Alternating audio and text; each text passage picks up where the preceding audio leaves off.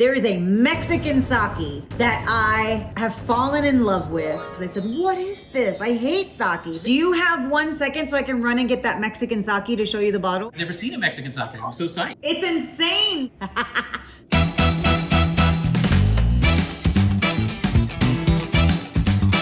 Hello, everyone. Welcome to yet another at-home version of bottle service. I'm Ray Isle. I'm completely thrilled to be here today with Eva Longoria, acclaimed actor, activist, cookbook author, and fan of wine, and lover of cheese. Well, only because it goes well with wine. Right, which is crucial. I see you're drinking white. I brought white, pink, and red because I wasn't sure what your favorite was. Well, my favorite is a Cabernet from Napa. Like, that's my go-tos, my cabs from Napa. That could be my dinner. A glass of red wine and chunks of Parmesan and I'm done. This is a Chardonnay. I picked it partly because of the name, because of what we were talking about, Liquid Farm. And they're out of Santa Barbara County, and they make beautiful Chardonnays. I love a Sonoma Chardonnay. What is your perfect charcuterie plate? What? Can't have a charcuterie plate without a fig spread. I have figs that could be turned into spread. I have figs too. We have figs too. We're obviously on the same page here. I have my nuts, my almonds here. I actually like a cracker that doesn't have a lot of personality. I need you to fade to the background, please. Not like the rosemary crackers with... Right, like, oh, yeah, rosemary anything, it just ruins the cheese for me. It ruins the fig. It's a lot. It's a lot. I agree. I like a plain, either or plain French bread. So this is a sausage. It's a cured salami that's a mole flavored salami with chipotle pepper and cocoa, and it's insanely good. I wish I could give you, Oh, I wish I could taste that. I'm not a fan of mole. Really? I have an appreciation for it because it is so hard to make. It takes forever. It's impossible. Yeah, like 30 years. I'm still trying. It's like started 30 years ago and haven't gotten there yet. I know this about you, but you don't know this about me. I'm a Texan as well. No, where? I grew up in Houston, born and raised. Yeah. Oh my God. Wait, okay, so did you grow up with breakfast tacos? Breakfast tacos kind of came in partway through my childhood. I'm just so surprised nobody makes them anywhere else because they're so good, so convenient. I have a weakness for chorizo and egg breakfast tacos, which are terrible for you, but they're delicious. They are the best breakfast food that exists. Where do you fall in the crunchy taco? There's 3 levels. The soft taco, which is just the taco, and then there's the Taco Bell crispy shell. In between is what I like, which is I fry a homemade corn tortilla. My husband's, he calls them tacos gringos, which is American tacos. And your family was multiple generations in Texas on a farm, right? Yeah, we grew up on a ranch. We grew up with chickens and pigs and cows and farming. My dad didn't believe in fast food. He was like, the land will give us what we need. And we, if it was squash season, we ate squash for 3 months. Watermelon season, we would have watermelon salad, watermelon everything. Watermelon. Oh, and I was like, I hate squash. I hate watermelon. Every Friday, my mom would get paid. We would get a pizza. We'd eat it, and she would tell us, go throw the box in the neighbor's trash.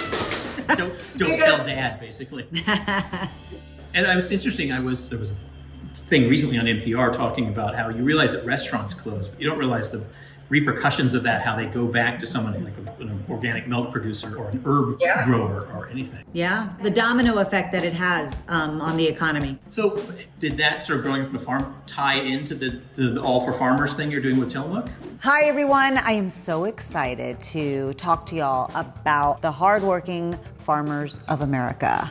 I grew up on a farm, and about 20 years ago I met Dolores Huerta, who introduced me to the United Farm Workers Union, and I started advocating for farm workers. It was just kismet that Tillamook called me, and they were like, hey, we want to do this campaign to support farmers in the United States and during COVID, and they've been hit hard, and I said, sign me up. The pandemic deemed these workers, farmers and farm workers, essential. They've always been essential. They're the backbone of the food supply.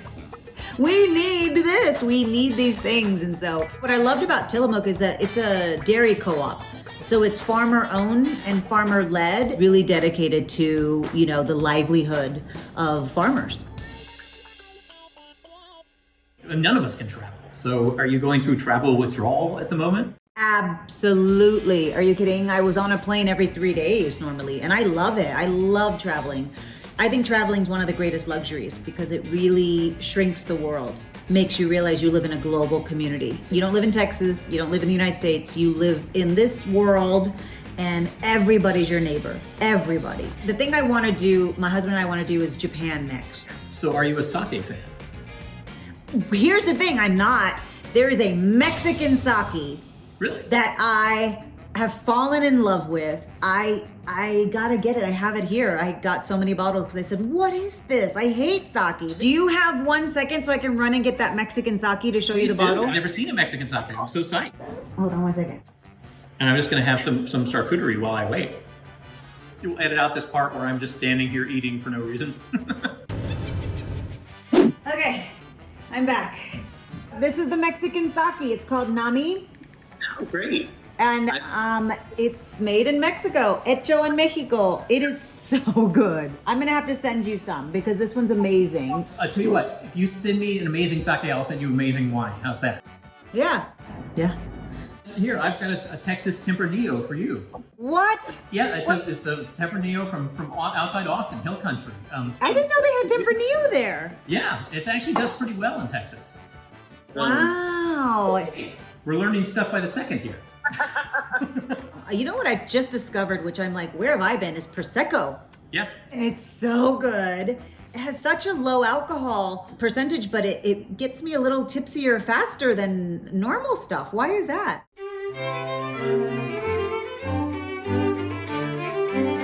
Well, one thing, any wine with bubbles, is it osmoses the alcohol a little quicker into your bloodstream. And someone pointed this out to me, is that we tend to drink sparkling wine when we're standing around at a party and having little snacks and hors d'oeuvres. We don't actually have it with real food. So you're basically having it on an empty stomach. That's true, because that's the first thing I drink in the day is a little Prosecco, then I move on to white, and then I have my red. It's barely 2 o'clock here, and so thought I'd take it easy. I don't know. You've been politically active for a long time and very, effectively, it seems. I mean, it's a big honor to do the Democratic National Convention. And is it daunting to address that vast an audience? Is it? Oh yeah. Oh my gosh. Anytime you have the opportunity to speak to America, like that's a daunting task for sure. But I didn't show up there as a celebrity. I showed up as an American and as a 9th generation Texan and as a daughter of a veteran and a daughter of a teacher and a small business owner. Like I did achieve the American dream because the infrastructure of opportunity was there. And so I care deeply about keeping that infrastructure there for generations to come. And I feel like it's little by little been whittled away for specifically people of color and for women. You're also dealing with a toddler during COVID. Yeah. I have a question. Is he a cheese and charcuterie fan, or is... Not yet. Not yet, but he's a good eater. He'll eat salmon and fish, and he loves vegetables. He's not big on fruit yet, which is interesting. But you know what's crazy is every time he sees a wine glass, he goes, "Mama, Mama." And I go, "Oh, he knows you well, even at age 2. He knows me well. Thank you so much for doing this. This has been a blast. This has been such a great conversation, and we haven't even had 2 glasses. No, we barely eaten any food. I mean, this is a 1 glass conversation that was pretty good. 2 glasses would be spectacular, and then 3, of course, we'll just be talking gibberish. Alas, we can't actually hang out and have a glass of wine. I know, this is horrible. Yeah, it's horrible. It's horrible, but it's still pretty fun. And plus, we have a cheese plate, and we're raising money for farmers with this project. Yeah, I hope everybody goes and buys as much cheese and ice cream as possible to support the farm workers. Pleasure. So lovely to meet you. Nice to meet you. Thank you so much. Cheers. Cheers. Cheers.